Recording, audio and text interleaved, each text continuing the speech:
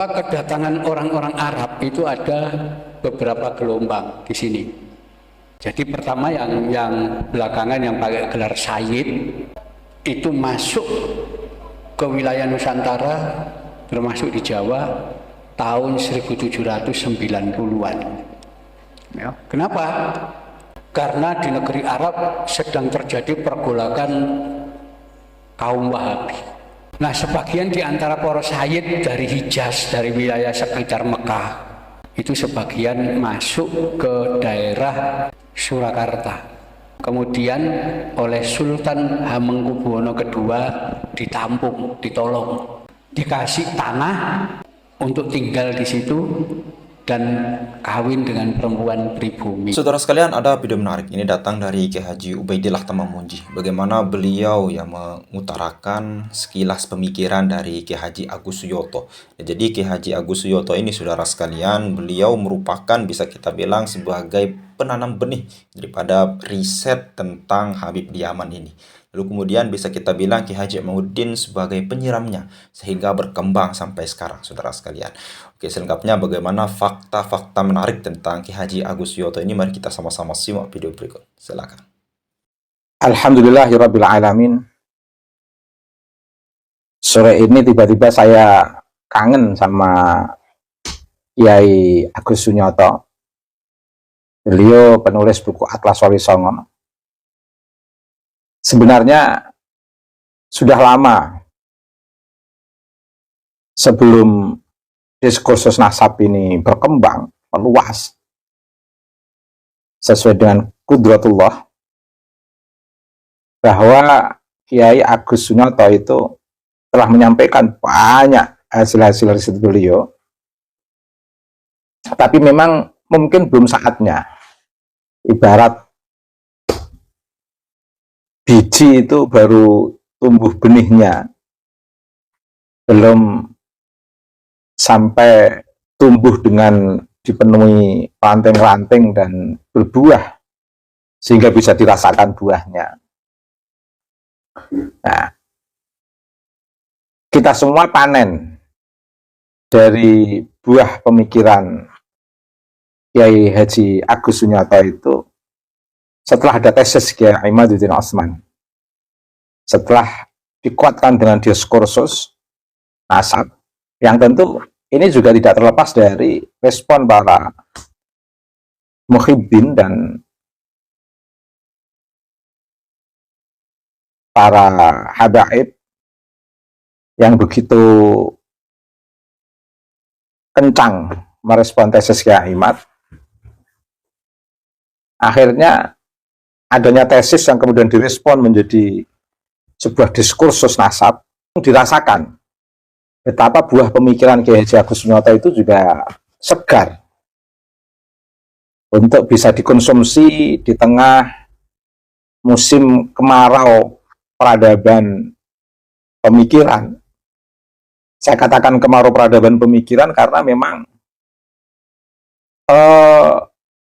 pemikiran Islam, khususnya di lingkungan warga Nahdlatul Ulama, itu seperti dalam musim kemarau. Kemudian Kiai Imaduddin Utsman dengan tesisnya itu saya ibaratkan menyirami pohon-pohon di musim kemarau, pohon-pohon peradaban NU di musim kemarau, yang akhirnya pohon-pohon itu yang saya ibaratkan pemikiran para ulama atau Hasan At-Turos itu tumbuh kembali buahnya, banyak bermunculan, dan di antara Hasan At-Turos, karya-karya ulama abad pertengahan yang pohonnya itu memunculkan banyak ranting dan berbuah setelah disirami oleh tesis Kiai Imaduddin Utsman, ternyata di sana di tengah musim kemarau peradaban warga NU itu ada pohon baru yang tumbuh jauh pasca peradaban At-Turos, pasca peradaban abad pertengahan. Jadi ibarat tumbuhan itu baru muncul, buah peradaban yang bisa dikonsumsi. Tapi begitu bersamaan dengan Kiai Imaduddin Utsman menyirami Hasnatul Ros dengan tesisnya, itu di sana akhirnya turut juga tersirami pohon yang baru tumbuh jauh setelah abad pertengahan, sehingga lebih mempercepat pertumbuhan pohon ini untuk memunculkan ranting-ranting yang kemudian berbuah. Jadi pohon peradaban yang jauh setelah abad pertengahan, yang tumbuh lambat sebelum adanya tesis, dan kemudian tumbuh cepat dengan memunculkan banyak ranting dan buah setelah tersirami tesis Kiai Imaduddin Utsman ini, akhirnya juga bisa dirasakan. Bisa dirasakan dan bisa menjadi solusi musim kemarau peradaban warga NU di negeri ini. Nah, pohon inilah yang saya sebut tadi dengan istilah pohon pemikiran Kiai Haji Agus Sunyoto, dan ini menarik. Ibarat musim kemarau peradaban, tiba-tiba Hasnatul Ros itu bisa diibaratkan pohon yang tumbuh lebat setelah tersirami tesis Kiai Imaduddin Utsman, dan di sana juga ada pohon pemikiran dari Haji Agus Sunyoto.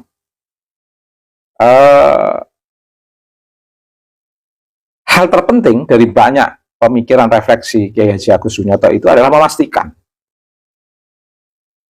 memastikan tentang tipologi dzurriyyah Nabi, relasinya dengan kedatangan para sayyid di Indonesia yang dari Hijaz,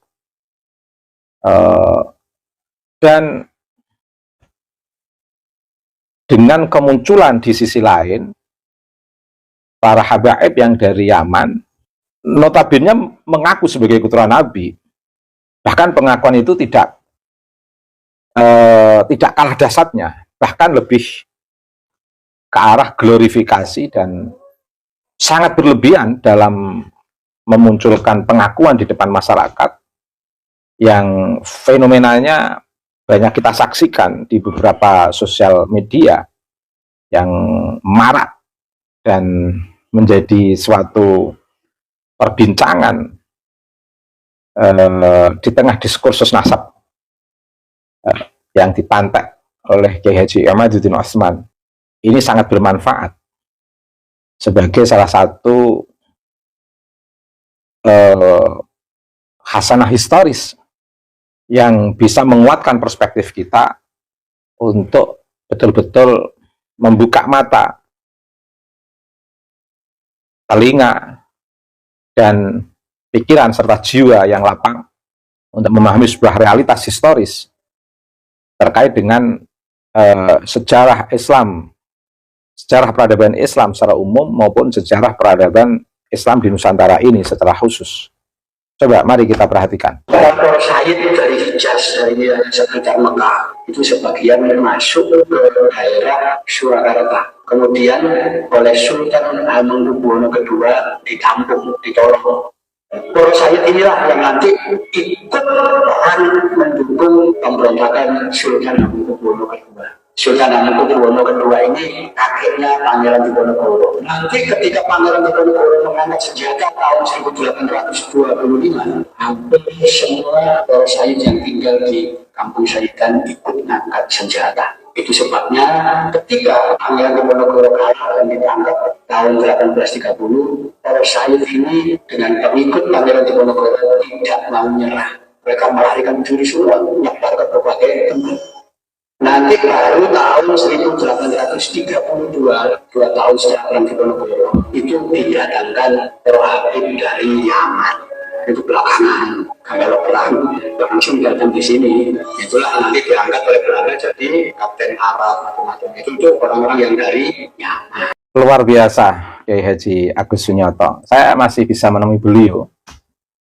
Bahkan beliau juga pernah mendapatkan penghargaan versi IKAPI, buku terbaik, buku Islami terbaik. Bisa dilacak di sosial media itu tahun berapa itu penghargaannya. Yang jelas beliau mendapatkan buku Islami terbaik itu sebelum saya. Kalau artinya karya saya juga pernah mendapatkan penghargaan itu tahun 2016, buku Islami terbaik versi IKAPI. Kiai Haji Agus Sunyata itu sebelum saya.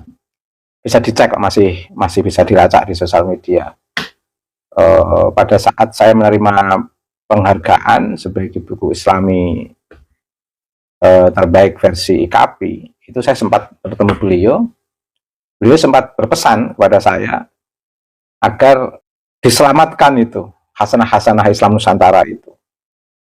Kalau tidak, wah sudah, kita akan kehilangan jejak Islam Nusantara. Dan saya langsung merespon dan merasakan saat itu. Tetapi bayangan saya itu tidak sedahsyat sekarang ini. Bayangan saya itu memang tidak mudah meluruskan sejarah Islam Nusantara yang notabene pola glorifikasi dan interpolasi yang dilakukan oleh klan Pak Alwi itu dahsyat dan luar biasa, dan pengaruhnya di masyarakat begitu kuat. Bahkan itu mempengaruhi tanda kutip para tokoh-tokoh agama di lingkungan NU, juga akademisi di lingkungan NU. Makanya begitu muncul tesis Kiai Imad, saya langsung merespon dengan kata yang saya ulang sampai 3 kali. Dahsyat begitu. Dan terasa tesis itu seperti bom waktu, sebagai bentuk daripada kehendak Allah untuk menyelamatkan hasanah Nusantara. Sekarang ini telah dirasakan pada titik kesadaran masyarakat terkait dengan sejarah Islam Nusantara, yang di sana ada pribumisasi Wali Songo, di sana ada kearifan lokal, di sana ada nilai-nilai kebijaksanaan, kearifan, keutamaan yang ternyata memiliki garis genealogi kenasaban dan keilmuan yang bersumber dari Nabi Mustafa Muhammad SAW. Berambang saya, mohon maaf. Dan alhamdulillah, meski melalui perdebatan yang luar biasa di tengah diskursus nasab ini, semakin bisa dirasakan oleh masyarakat luas tentang arti pentingnya mempertahankan Islam Nusantara, dan arti pentingnya meluruskan glorifikasi dan interpolasi yang diserukan oleh klan Pak Alwi, sehingga akan kembali kepada sistem pandangan yang sebagaimana nilai-nilai keislaman yang ditanamkan oleh Wali Songo.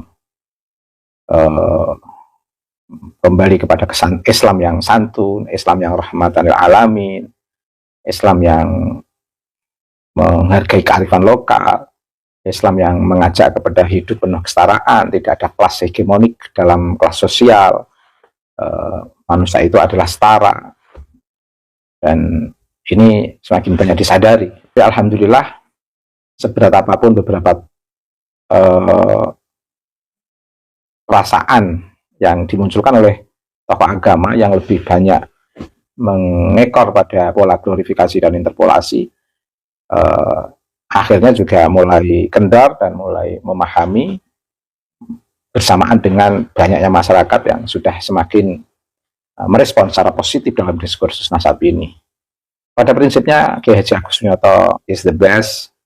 Beliau juga turut menanamkan benih-benih peradaban terkait dengan kajian sejarah peradaban Islam di Nusantara bersamaan dengan kehadiran kaum Hijaz di Nusantara ini yang ditandai dengan kemunculan Wali Songo yang itu menjadi sejarah penting sebagai akar-akar sejarah Islam Nusantara yang alhamdulillah bisa kembali dan bisa menjawab langkah-langkah glorifikasi dan interpolasi yang tidak bertanggung jawab, dan akhirnya kita juga akan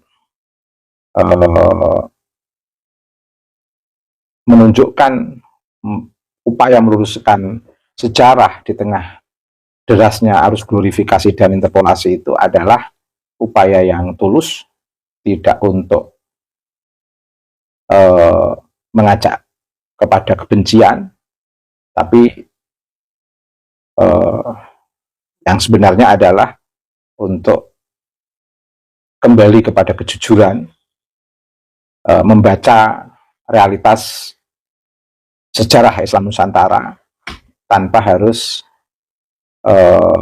merendahkan yang lain, karena targetnya adalah kejujuran membaca realitas historis sejarah peradaban Islam Nusantara.